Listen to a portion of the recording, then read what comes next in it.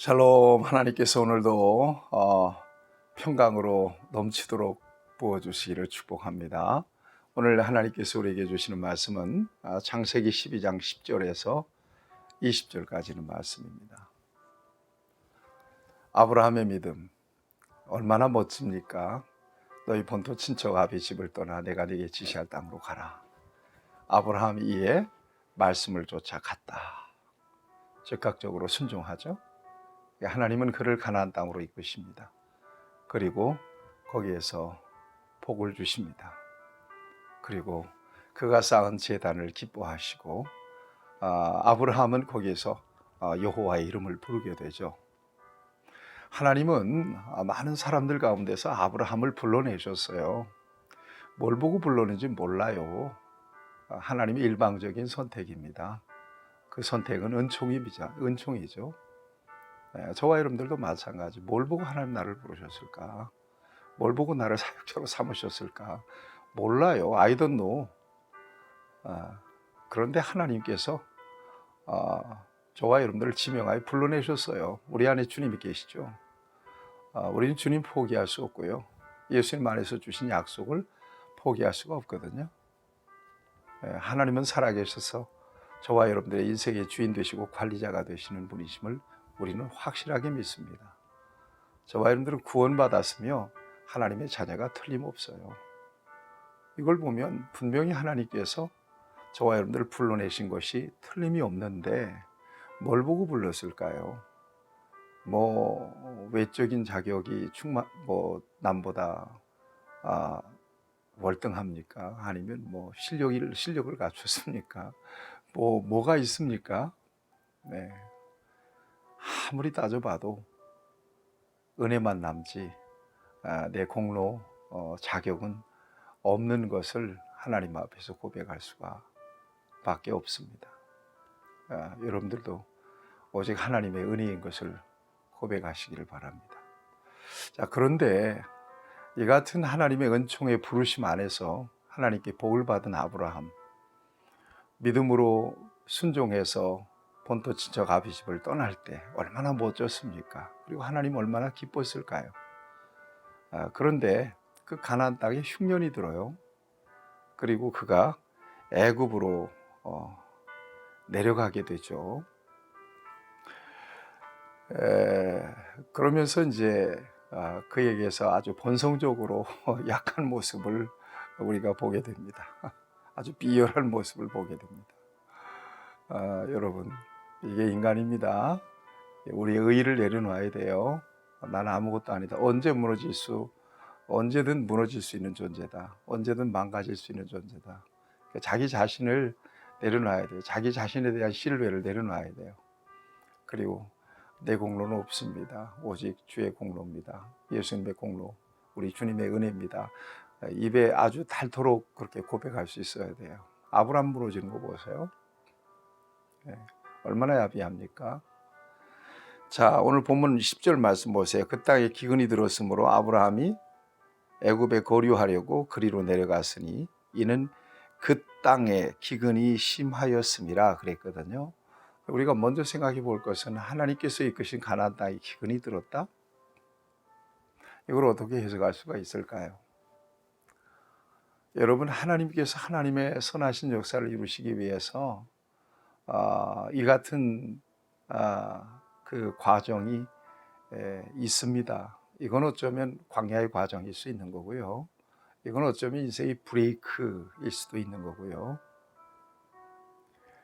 그렇지만 중요한 것은 하나님께서 합력하여 선을 이루시는 역사를 통하여 당신의 목적을 이루신다는 거예요. 여기에 주안점이 있습니다. 예수 믿으면 만사형통이다. 그 어떤 어려움도 없다. 어떤 질병도 이겨낼 수 있다. 여러분, 이것만 강조하고 이것이 신앙의 목적이라고 얘기하면 그건 성경적인 신앙은 아닙니다. 예수 믿는 사람도 얼마든지 아플 수도 있고요. 가난할 수도 있습니다. 그것과 우리의 믿음과는 어쩌면 별개입니다. 이걸 기억하셔야 됩니다. 그러거나 말거나 우리가 예수 그리스도 안에 있다면 우리는 어떤 자리에서든 존귀한 하나님의 선민이며 하나님께서 불러내셔서 구원해내시고 축복하신 사람들이 틀림이 없습니다.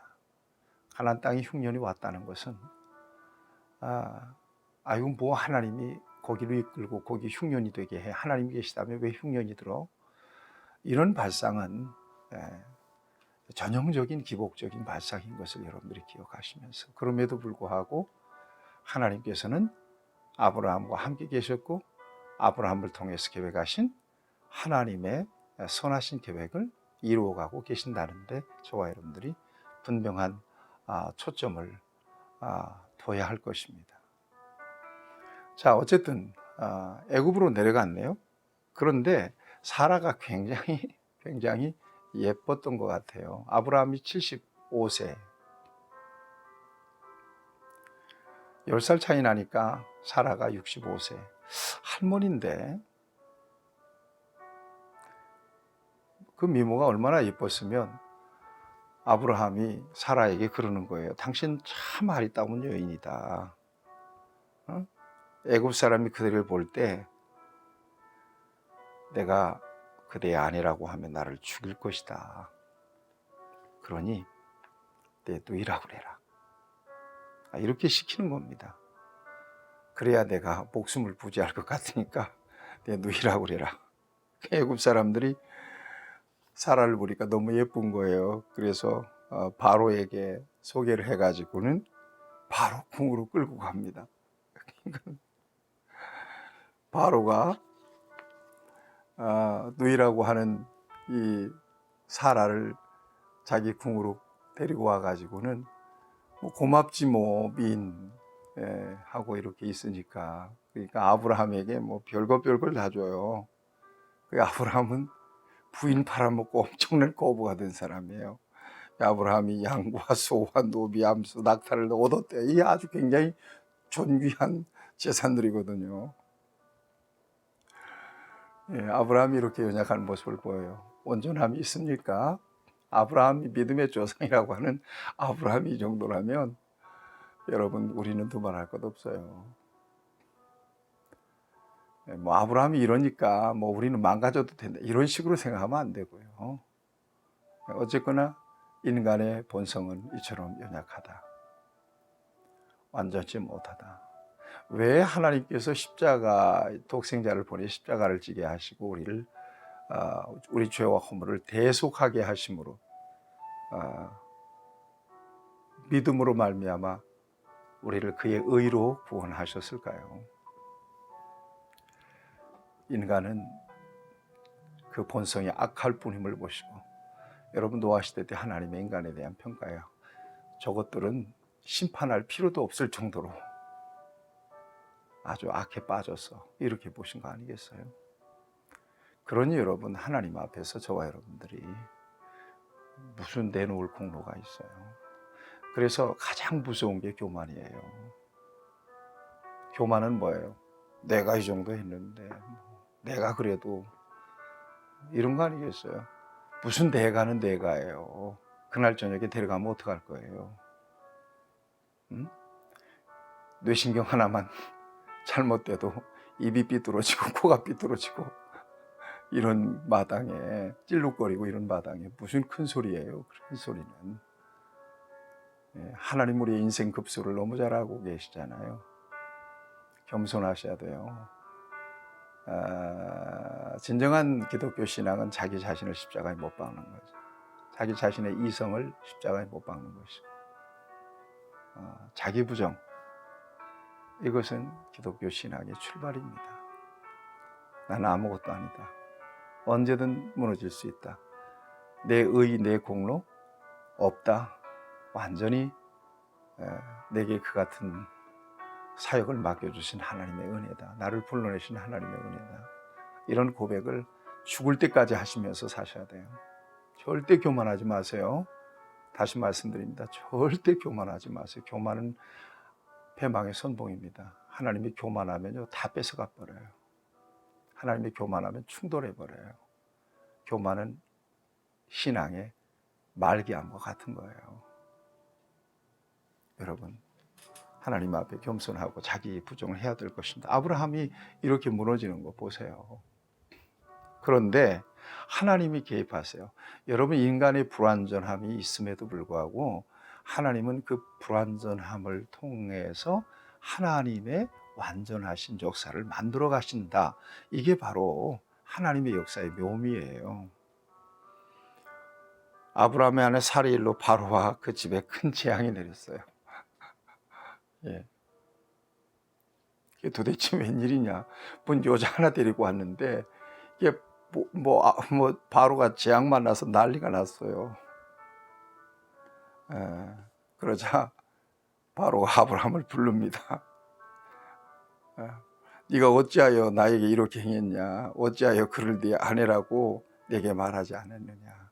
아브라함이 바로에게, 불신자 바로에게 책망받는 거 보세요. 네가 어찌하여 그를 두이라고 해서 나 죽을 뻔 알았다. 그래가지고 그 아내와 그 모든 소유를 다 아브라함이 보냅니다. 예, 믿음이라고 하는 것은 이렇게 언제든지 무너질 수도 있습니다. 무너질 수 있어요. 그렇지만 하나님께서 그 무너진 믿음을 다시 세우셔서 올바른 하나님의 역사, 하나님의 의도하신 역사를 만들어 가신다는 것이 하나님이 이끄시는 역사의 관전 포인트예요. 이걸 기억하시면서 오늘도 겸손하게, 그러나 아브라함처럼 믿음으로 순종으로 하나님을 따르며 하나님을 인정하며 하나님이 주시는 복을 누리는 저와 여러분들이 되기를 바랍니다. 타협하지 마세요. 아무리 불리해도 여러분, 아내를 누이라고 할 정도로 그렇게 야비한 신앙 절대로 있어서는 안 될 것입니다. 있는 모습 그대로 하나님께 드리시면서 하나님을 붙잡는 저와 여러분들이 되기를 바랍니다. 좋으신 아버지 하나님, 우리의 연약함이 있음에도 불구하고 하나님께서 언제나 우리를 붙드시는 것을 인하여 오늘 우리가 살아가고 있습니다. 하나님 앞에 서는 것은 내 공로로 서는 것이 아니라 하나님의 공로로 설 수 있음을 아브라함의 경우를 통해서 다시 확인합니다. 도와주시옵소서.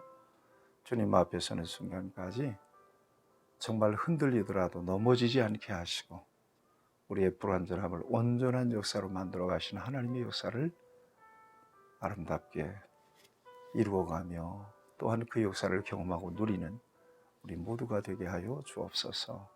예수님의 이름으로 기도하옵나이다. 아멘. 여러분 승리하시길 축복합니다.